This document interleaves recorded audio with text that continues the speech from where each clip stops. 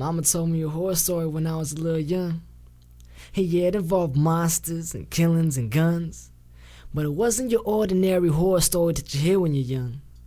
It was about the reason she left Cambodia and had to run to different countries like Thailand. My fam almost didn't make it, but motivated to stay alive, they made it to the station and waited patient as the homeland was raided by their own people, self-devoured by evil cowards who tried to empower the country we called ours. And after hours and hours of murders, it was time to get out of the place.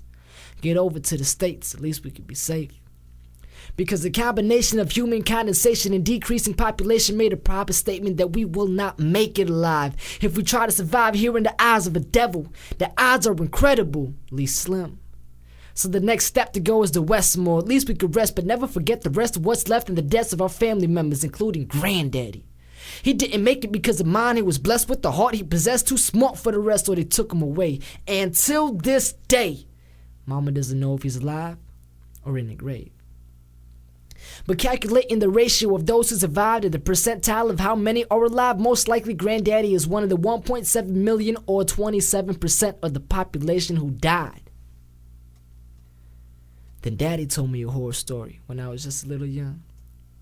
And yeah, it involved monsters and killings and even guns. But it wasn't your ordinary horror story that you hear when you're young. It was about the reason he left Cambodia and why he had to run. The monster was Pol Pot, the killings were endless and the guns blasting everlasting. See, Daddy had a heart problem and a couple younger brothers and sisters, and a loving mother assisted by a knowledgeable and wise father who loved to preach and teach to reach the minds of his people.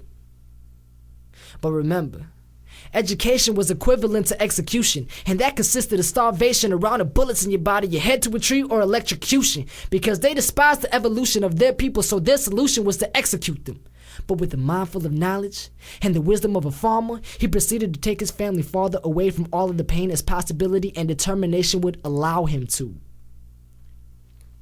Not being temporary residents of a jungle and sleepless nights caused them to wish they could sleep and dream of life and see the light that was once given to them. Then that dream blurs, and they're reminded of the nightmare that occurs within a few miles away. Finally became fellow inmates at a refugee camp and made it to the USA because Daddy had a heart problem and needed a good doctor. Came to the famous Mayo Clinic right here in Rochester. But it still sends chills down my spine, knowing that the mountains of bones could have very well been one of my own. How could you walk with a smile down an aisle of skeletons of men, women, and children, civilians, knowing those are your own people and you killed them?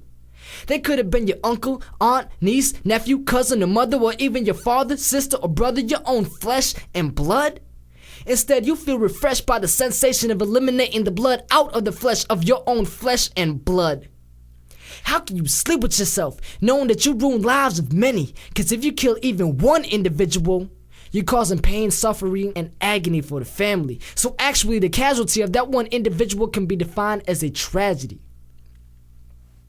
See, this attempted genocide of generations helped open my eyes to the revelations of my family and what we've become. And to have the knowledge of why my parents really are so proud of me, likewise, I'm so proud to be the oldest son.